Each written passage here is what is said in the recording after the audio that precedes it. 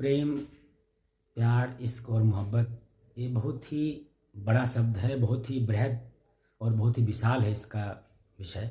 और इस पर चर्चा करना बहुत ही कठिन है, मुश्किल है। कहते हैं कि हिंदी साहित्य में सबसे ज़्यादा रचनाएं, कविताएं, शेर, शायरी इश्क, मोहब्बत और प्रेम पर ही हुई हैं। और सबसे खराब कविताएं, शायरी और गज़लें भी प्रेम पर ही लिखी गई हैं। प्रेम, मोह और लगाव में बहुत अंतर है। मोह और लगाव किसी लाभ की लालसा से होती है, कि अपनी ज़रूरत को पूरा करने के लिए होता है। मोह और लगाव में कुछ प्राप्ति की इच्छा होती है, और यदि हमें वो चीज़ नहीं मिलती जिसकी हमें चाह होती है तो लगाव और मोह कम हो जाता है। जबकि प्रेम में ऐसा नहीं है। प्रेम में हम सब कुछ मिटा देना चाहते हैं, खुद को मिटा देना चाहते हैं। प्रेम में लेने के बजाय देने को ज़्यादा तत्पर रहते हैं। हासिल के बजाय हमें त्याग करना, और जिससे हम प्रेम करते हैं उसके लिए सब कुछ निछावर करना, यही प्रेम है। प्रेम करना, प्रेम में होना और किसी के प्रेम को समझना बहुत बड़ी बात है। प्रेम को समझने और समझाने से मैं हमेशा बचता हूँ। हो सकता है प्रेम के बारे में मुझे उतनी गहरी समझ ना हो, जानकारी ना हो, और प्रेम के बारे में कोई भी पूरी तरह से कुछ भी कह नहीं सकता है। प्रेम से ही ये सृष्टि चलती है, और प्रेम हर व्यक्ति के दिल में होता है, और प्रेम ही हमें जिंदा रखता है और ये संसार को चलाता है। कहते हैं प्रेम सबको होता है, किसी को समझ में आ जाता है, किसी को नहीं समझ में आता है, और किसी को बहुत देर में समझ में आता है। जब हम बच्चे होते हैं तो हमें अपने माँ बाप से सर्वाधिक प्रेम होता है, और माँ बाप ही हमारी जीवन होते हैं, ज़िंदगी होती हैं। और ऐसे ही जब बड़े होते हैं, हमारे भाई बहन होते हैं, हम उनसे बहुत अधिक प्रेम करते हैं, बहुत लगाव होता है, वो होता है। और जब शादी हो जाती है तो हम पत्नी से प्यार करते हैं, और फिर बच्चे होते हैं, फिर एक पिता की तरह बच्चे को सबसे अधिक प्रेम करते हैं। बच्चे की सुख शांति और उसकी समृद्धि में ही हमारी सुख शांति और समृद्धि है, और उसी के लिए हम समर्पित रहते हैं। यही प्रेम है, और प्रेम का बदलता हुआ रूप। कहते हैं प्रेम सबको होता है, किसी को समझ में आ जाता है, किसी को नहीं समझ में आता है, और किसी को बहुत देर में समझ में आता है। जब हम बच्चे होते हैं तो हमें अपने माँ बाप से सर्वाधिक प्रेम होता है, और माँ बाप ही हमारी जीवन होते हैं, ज़िंदगी होती हैं। और ऐसे ही जब बड़े होते हैं, हमारे भाई बहन होते हैं, हम उनसे बहुत अधिक प्रेम करते हैं, बहुत लगाव होता है, वो होता है। और जब शादी हो जाती है तो हम पत्नी से प्यार करते हैं, और फिर बच्चे होते हैं, फिर एक पिता की तरह बच्चे को सबसे अधिक प्रेम करते हैं। बच्चे की सुख शांति और उसकी समृद्धि में ही हमारी सुख शांति और समृद्धि है, और उसी के लिए हम समर्पित रहते हैं। यही प्रेम है, और प्रेम का बदलता हुआ रूप है। प्रेम आंखों से नहीं, मन से देखता है। एक माँ को उसका बच्चा हमेशा प्रिय होगा, भले हो कुरूप हो, काला हो, विकलांग हो, कैसे भी हो। अगर प्रेम आंखों से देखता तो कुरूप बच्चा माँ को प्रिय नहीं होता। प्रेम आंखों से नहीं, मन से देखता है, इसलिए एक माँ को उसका बच्चा हमेशा प्रिय होता है, चाहे वो जैसा भी हो। प्रेम व्यक्ति, वस्तु अथवा स्थान किसी से भी हो सकता है। प्रेम जितना प्रगाढ़ होगा, उनके बीच घटित संवाद की आवाज़ उतनी ही धीमी होगी। और एक समय ऐसा आता है जब आवाज़ की ज़रूरत ही नहीं पड़ती, कहने सुनने के लिए मौन ही काफ़ी है। श्री कृष्ण और राधा जी का प्रेम भी ऐसा ही है, अटूट प्रेम, युगों युगों तक चलते रहने वाला प्रेम। प्रेम त्याग का, समर्पण का और इंतजार का प्रेम है, जो एक दूसरे से बहुत दूर होते हुए भी अक्सर संवाद करते रहते हैं, और एक दूसरे के अनुभवों और विचारों और दुख दर्द को समझते हैं, महसूस करते हैं। श्री कृष्ण और राधा जी का प्रेम, शिव और पार्वती जी का प्रेम, श्री राम और सीता माता का प्रेम बहुत ही अटूट, त्याग, समर्पण और विश्वास से भरा है। इनका प्रेम आत्मीय और ईश्वरीय है। त्याग, सम्मान और समर्पण प्रेम की सबसे संक्षिप्त परिभाषा है। जैसे ईश्वर के बारे में कहा गया है, ईश्वर सर्वत्र है, सर्वज्ञ है, लोग उसे अपने हिसाब से देखते और समझते हैं। जाकी रही भावना जैसी, प्रभु मूरत देखी तिन जैसी। ईश्वर जिसकी जैसी भावना है वैसे दिखाई देता है, किसी को प्रकृति में, मनुष्य में, किसी चीज़ में, वैसे ही वो ईश्वर का प्रतिरूप बनाता है। उसी प्रकार प्रेम भी है। प्रेम, इश्क और मोहब्बत को सब अपने अपने हिसाब से समझते हैं और जानते हैं।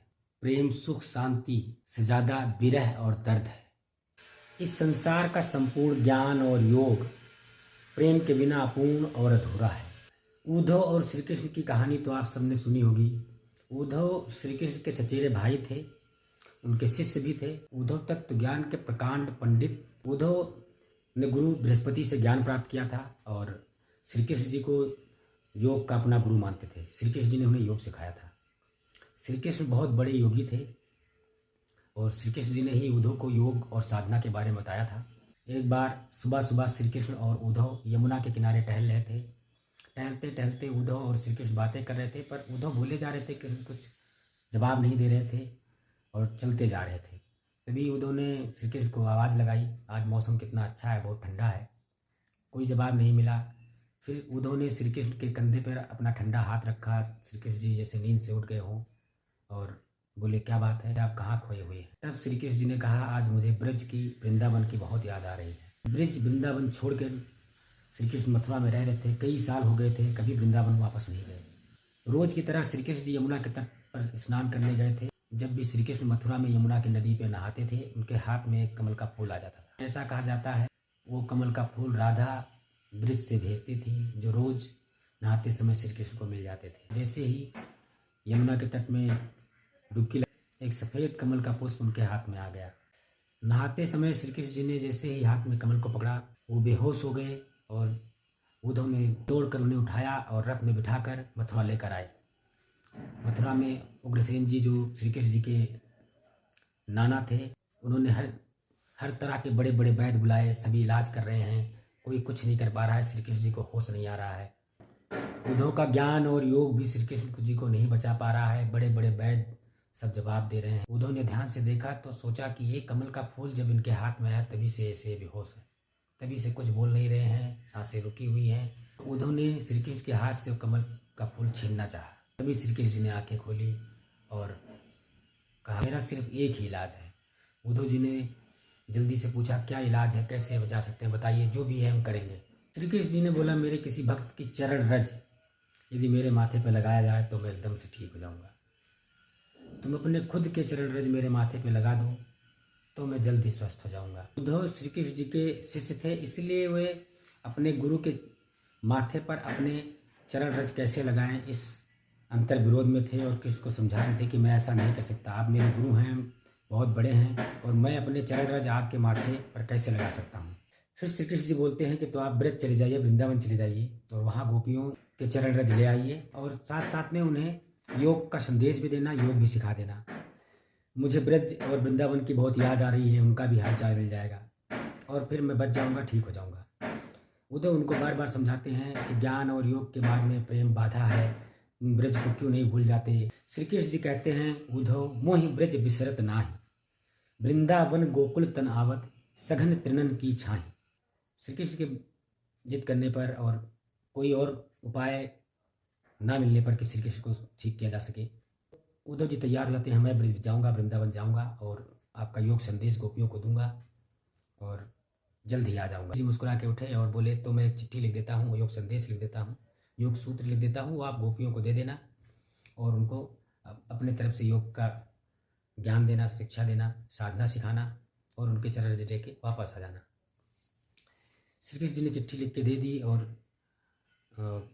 उद्धव वृंदावन के लिए रवाना हो गए। उद्धव के वृंदावन पहुंचते ही बहुत सारी औरतें, गोपियां उनके रथ के पीछे पीछे दौड़ने लगी और औरतें रथ के आगे आ गई। रथ अचानक में रुका। कान्हा जैसे नहीं लग रहे हो, हमारा कान्हा कब तक आ गया, क्या कान्हा ने कोई संदेश भेजा है, ऐसे बोल रही थी। और उद्धव ने जैसे चिट्ठी दिखाई, झपट ली, झपटते टाइम चिट्ठियाँ फाट गई और इन गोपी को जो टुकड़ा मिला वो लेकर इधर उधर चली गई।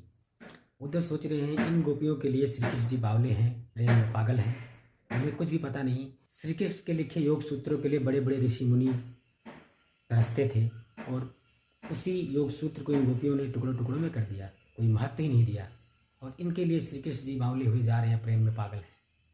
उद्धव जी ऐसा सोचने लगे। अभी उद्धव जी को याद आया कि श्री कृष्ण जी ने कहा था कि मेरे गोपियों को योग संदेश, योग का ज्ञान देने में कोई कमी मत छोड़ना। और वो गोपियों को ढूंढने के लिए निकल पड़े और फूलों के बगीचों में जहाँ पंछियों की कलकल सुनाई दे रही थी, हर तरफ फूल महक रहे थे, खिले हुए थे, वो गोपियों को ढूंढने लगे। उन्होंने देखा कि जगह जगह कोने में गोपियाँ चिट्ठियों को पकड़े हुए रो रही हैं और चिट्ठी पूरी तरह से आंसुओं से भीग गई थी। श्री कृष्ण जी ने उद्धव से कहा था कि जिस तरह से गोपियों के प्रेम में मैं तड़प रहा हूँ, वो भी तड़प रही होगी, तुम उन्हें जाओ योग और ज्ञान का संदेश दो ताकि वो प्रेम से मुक्त हो जाएं, विरह से मुक्त हो जाएं और मुझे भूल जाएं और मैं भी उन्हें भूल सकूं। उद्धव को देख सभी गोपियाँ अपने टुकड़े लाके उद्धव को देने लगी। बोली, देखो इसमें क्या लिखा है, मेरा नाम भी लिखा है, क्या संदेश दिया है कान्हा ने। उद्धव बोले, क्या देखूँ, ये तो पूरा भीग गया है, गीला हो गया है, टुकड़े टुकड़े हो गए हैं। तुम सबके विरह और प्रेम की मुक्ति के लिए माधव ने, श्री कृष्ण ने योग सूत्र लिखे थे, जिससे तुम श्री कृष्ण के प्रेम को भुला सकती थी। गोपियों ने कहा, प्रेम को भुलाने के लिए माधव ने लिखा था? ऐसा नहीं हो सकता है। तभी किसी गोपी ने कहा कि मेरा नाम है क्या इस चिट्ठी में? उद्धव ने कहा, किसी का नाम नहीं है। उस गोपी ने बोला, क्या राधा का भी नाम नहीं है? राधा नाम सुन के उद्धव और ज़्यादा परेशान हुई, चिल्लाने लगे, कौन है ये राधा? कहाँ है ये राधा जिसके प्यार में श्री कृष्ण पागल हैं, विरह में तड़प रहे हैं? तब उस गोपी ने बोला, उद्धव जी, आपका ज्ञान अधूरा है अगर आप प्रेम नहीं जानते, आप राधा को नहीं जानते। सभी गोपियों ने कहा कि अगर आप राधा को योग संदेश देने को राजी कर लें तो हम लोग भी योग संदेश लेंगे और कान्हा को भूल जाएंगे। राधा उस बगीचे से सटे हुए वृंदावन घाट पर बैठी रहती। उद्धव और गोपियाँ उस घाट की तरफ बढ़ते हैं। जैसे जैसे उद्धव घाट की तरफ बढ़ते हैं, उन्हें कमल के फूल और अधिक दिखाई देने लगते हैं और उन्हें कान्हा श्री कृष्ण की बांसुरी भी सुनाई देने लगती है। उद्धव जैसे जैसे राधा के करीब पहुंच रहे थे, उन्हें कान्हा की बंसी की मधुर धुन और स्पष्ट रूप से सुनाई दे रही थी। वहीं इस पौड़ी पे सीढ़ियों पर खंभे से सर टिकाए एक औरत दिखाई देती है, जो साक्षात लक्ष्मी का प्रतिरूप लग रही थी। राधा के करीब पहुंचकर एक गोपी ने कहा, राधा, ये उद्धव हैं, इन्हें कान्हा ने भेजा है हमें योग सिखाने के लिए। राधा धीरे से मुड़ी। उद्धव ने राधा की आंखों में देखा। आंख आंसुओं से भरे थे, पर वो छलक नहीं रहे थे। पलटकर राधा ने उद्धव से कहा, मेरे कान्हा को कमल के फूल रोज मिल जाते हैं ना उद्धव? उद्धव सन्न रह गए और सोचने लगे कि रोज श्री कृष्ण को एक कमल का फूल मिलता था और वो कहते थे, ये मेरी राधा ने मुझे भेजा है। उद्धव जी ने राधा जी से कहा कि आपने पूरे वृंदावन को क्यों गम में डुबो रखा है? कान्हा नहीं आएगा, भूल जाओ उसे। राधा जी कहती हैं कि वो गए ही कहाँ थे, वो तो हमारे पास है, हमारे साथ है। कान्हा ने तो रोने से भी मना कर दिया था, इसलिए आंसू कभी छलकते ही नहीं है। राधा जी कहती हैं, श्री कृष्ण तो हम सब के अंदर बसे हैं। वृंदावन के हर गलियों में, हवाओं में, फूलों में, नदियों में, कलकल में, सब जगह श्री कृष्ण ही बसे हैं। उद्धव जी अपने घुटनों के बल गिर गए।